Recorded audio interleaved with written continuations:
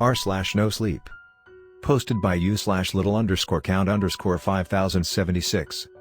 The girl I see on my commute never leaves the train. Now I know why. You ever find yourself having a crush for a complete stranger? I know it sounds random, but let me give you an example. Let's say you're in the grocery store, or an amusement park, or even on vacation on a cruise ship. And then there's that someone. They catch your eye, and there's a half a chance you won't even talk to them. You didn't even know that this someone existed, but now that you're sharing this space for a short time, you still want to seem impressive, approachable. Or maybe you're the type to try and make yourself cool and mysterious, way more than you actually are. It may be a minute, it may be an hour, it might weeks on end. But when that time's up, you will most likely never see them again. I'm a regular commuter on the subway, and have been for a few years now.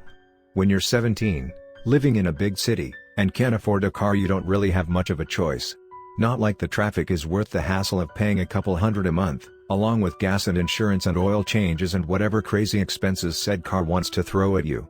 My mom can barely afford her own bills, and she refuses to let me get a job to even help out. Sweetie, you just worry about school, and try to enjoy being a kid before you grow up. Trust me, it sucks most of the time. It was an annoying answer she gave me, but I guess it made some sense in a way. She was constantly overprotective of me like that. So with no car and no job, the subway has become a close friend of mine. My ride was always the 7 train, it runs close to 24 hours a day. It was New York, so you can expect to see just about everything. The eccentric street musicians working for tips, the crazy homeless men with bugs in their beards, exotic food carts with kebabs that might actually be alive, and so on. It was weird, but still oddly normal to me. There have been a few accidents with the trains, which often left everyone uneasy about stepping foot in there.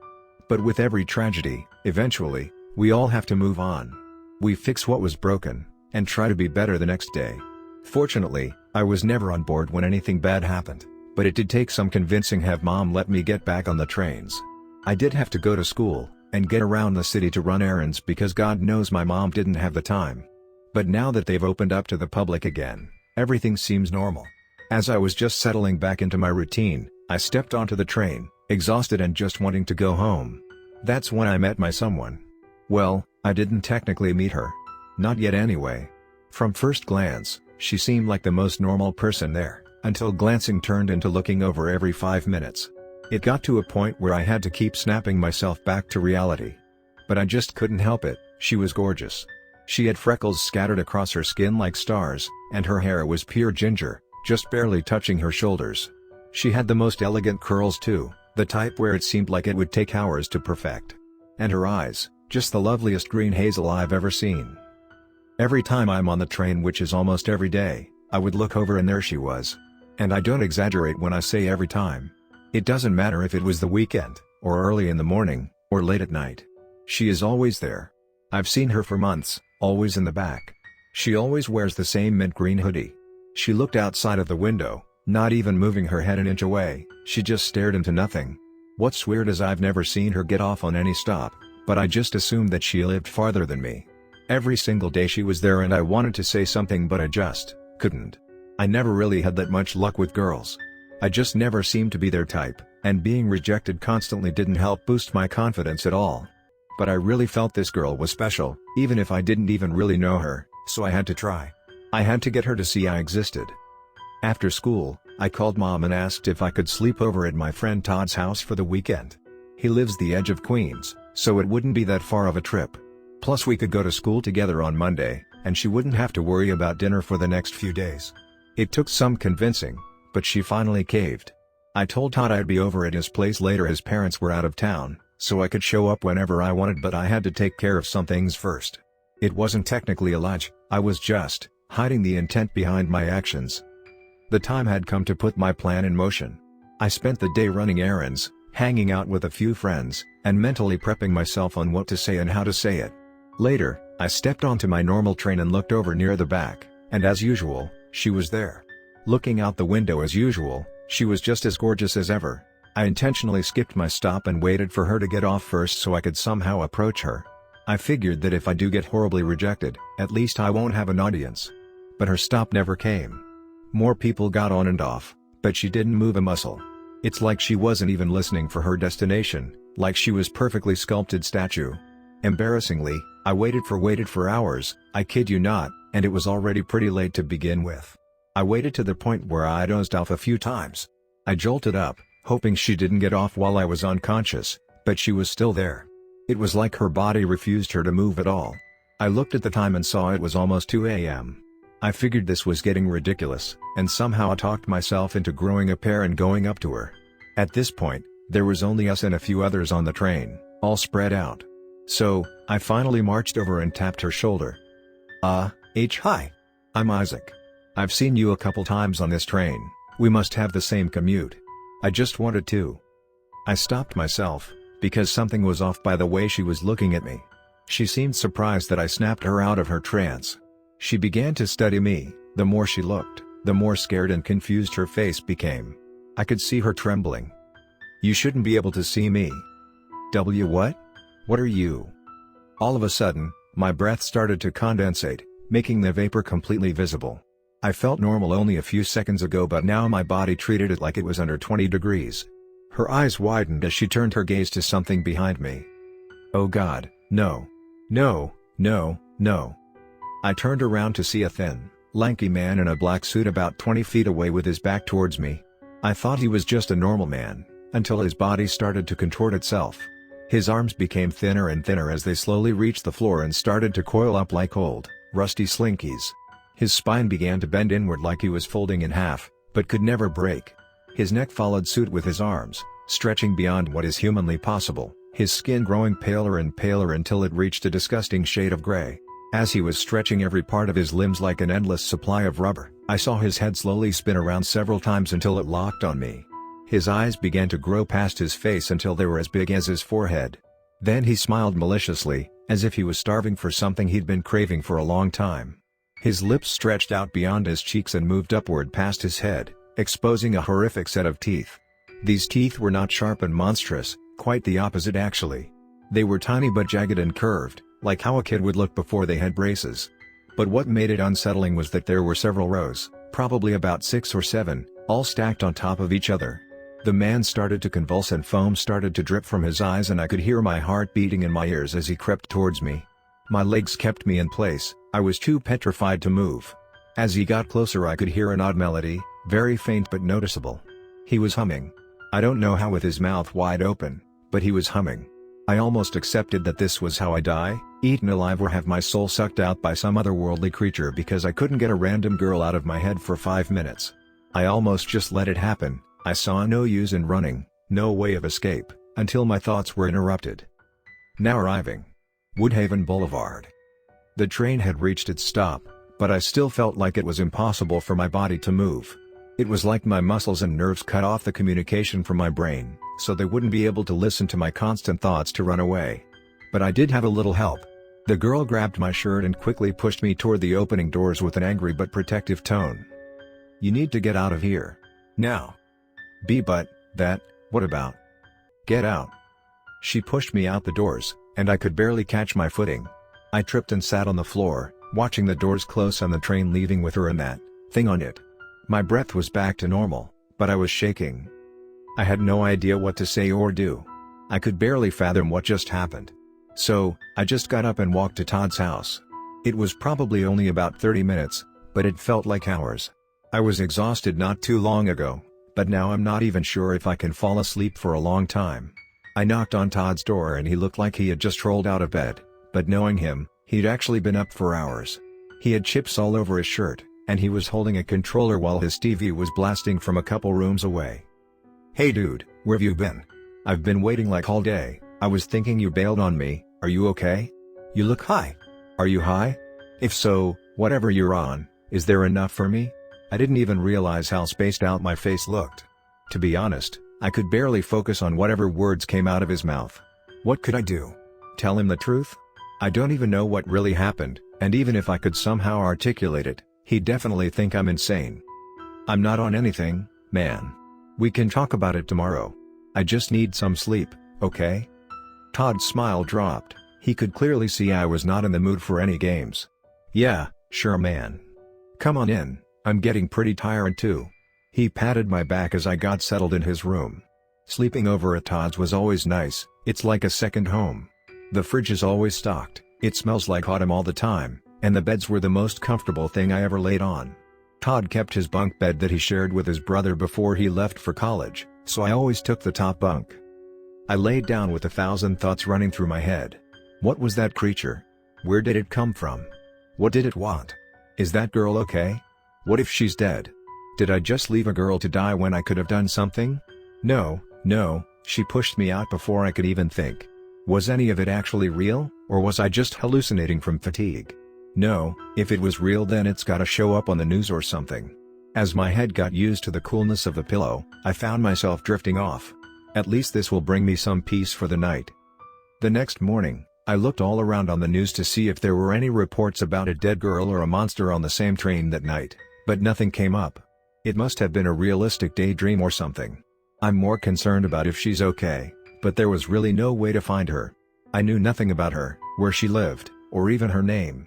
I only knew what she looked like and where she always was. It was a huge leap of faith. I doubt she'd be anywhere near the train after what happened, but what else could I do? The next morning, Todd hounded me on why I knocked on his door looking like a disheveled mess.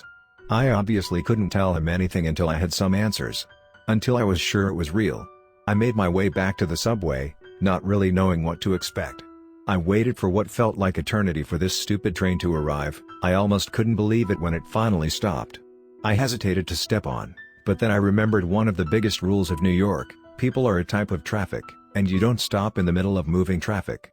As the doors closed, I looked around towards the back, past dressy businessmen glued to their phones, cranky cat ladies who really need to find another hobby, and just straight-up crackheads mumbling strange nothings. And there she was, in her same spot, in her same routine like the previous night never happened. She wasn't around many people, everyone was more up towards the front, which was actually preferable because I don't think I want anyone to overhear this insanity I've been dealing with. I carefully tread over to her, not really having much thought on what to say, but figured it was worth a try anyway. I find myself right next to her, and can barely get my lips to move until. If you want to talk to me, take out your phone and pretend you're calling someone. It's safer that way. She could tell I was looking for her. Normally I would think that's a ridiculous idea, but given the situation and everything I've seen so far, I felt it better to just play ball. So I followed through and reached into my pocket for my phone. I even pretended to punch in some numbers to make it look real. The 7 train normally goes above ground after a bit, so I had to wait to get service first. Soon, we were both looking out the window at a pale and overcast sky, hearing the rain as it pattered against the window. After I held it up to my face for a few seconds, I took a deep breath and asked the first question that came to mind. Are you okay? Are you hurt? Her gaze shifted to me, finally. She seemed a bit thrown off by what I said. After what you saw, that's really your first question? Yes. That thing didn't hurt you, did it? She let out a small chuckle. Don't worry, I'm fine. Thanks for asking. I'm actually more worried about you. I nodded in agreement. I was pretty worried for myself too. So, who are you? And what's with you in this train? And that monster? I've never seen anything like it. Her face tensed up. You really want to know? I looked directly into her green eyes. I wouldn't have come back if I didn't. I guess I owe you that much at least. Okay, to answer your questions in order, I'm Zoe. That's all I can remember. No last name, no memories, nobody looking for me. Just, Zoe. That's all I have. As for the train, I can't leave. Literally, like I physically can't leave. The furthest thing I can remember was waking up here. I tried to talk to a random person to figure out where I was, but no answer. Like I wasn't even there. At first I thought he was just being rude, just another jerk in the city. That was until I tried talking to another person. And then another. And another. And another and so on. Then I tried to leave the train. Emphasis on tried. I got as far as the door, and I watched it open, but I couldn't even get my hand out, much less my body. It was like a force field, or like a gravitational pull sucking me back in. I was terrified, and I had nobody to help me. I tried waving my hands in people's faces, jumping around, yelling and screaming and crying, but it eventually clicked that nobody could see or hear me. I tried all day, though, but nothing. All I could do was just watch outside this stupid window. I don't even know how long it's been. Could be months, years, I seriously have no clue. As for that creature you saw, he was one of the first to actually see me. I was crying for so long, stuck in this reality of my life, until I heard his voice. He only said one thing to me. "We're all dead. Better get used to it." Then he disappeared into the darkness, humming a weird tune. We call him the Thin Man. He doesn't talk much, not to mention appears very rarely, and he only transforms into that when he senses a corporeal. Sorry, a what? Oh, right. You don't know this stuff. A corporeal, that's what we call the living who can see us. Wasn't my choice for a name, but somehow it stuck. Wait, hold on. You said we? There's more of you guys stuck here on the train? Like ghosts or spirits or something? Zoe nodded. Yeah, quite a few of us. I mean, we kind of just assume we're dead. What other explanation could there be? And now that you see us, we can all see you. We all know you're here. Is that a bad thing? If you're thinking about whether or not we can turn into that nightmare, don't worry. He's the only one who's proven to do it. My guess is that he did some things in life that twisted his soul into something horrific. And now he takes pride in his new life. Okay, wow. That's a lot to take in. Zoe paused and thought for a second. You said your name was Isaac, right? I nodded as I adjusted my phone to my other ear in a more comfortable position. I'm surprised she remembered my name, what with all that happened in that small moment. Well, it was nice meeting you, Isaac. I'll be honest, I've only heard of corporeals, but you're the first one to ever approach me. I've also heard of them being taken. You're lucky to be alive. If I'm being honest, I didn't think you'd come back at all. Figured the Thin Man would have scared the crap out of you. Well, he definitely did. But it's okay, I was feeling pretty constipated these past few weeks, so I definitely needed that. Zoe laughed at my slightly childish joke. And it wasn't just a warm smile or even a chuckle. It was a genuine laugh, like it was something she hadn't experienced in years. You know, it's been a while since I've talked with someone like this. Like everything is normal. This was nice. She leaned back against the window. Now if you'll excuse me, I probably should get back to, well, you know. She gestured towards the window, seeming somewhat content with her eternity on this train. I thought for a second. Wait, maybe I can help you. Zoe focused back on me. Help me? How? Did I not mention stuck on this train or? I mean, if you're really a spirit stuck on this train, maybe you have some unfinished business? Unfinished business? Yeah, I mean most ghosts in books and movies and stuff that are stuck in one place are usually stuck because of something that still needs to be done or discovered. If we figure it out, then maybe you can move on from this train and get on with the rest of your afterlife. Zoe seemed like a really nice girl. I figured it would be unfair for someone like her to be stuck in this plane of existence, forced to forever be bound to this cycle. She may not have any family, friends, or anyone at all who can help her, but she has me.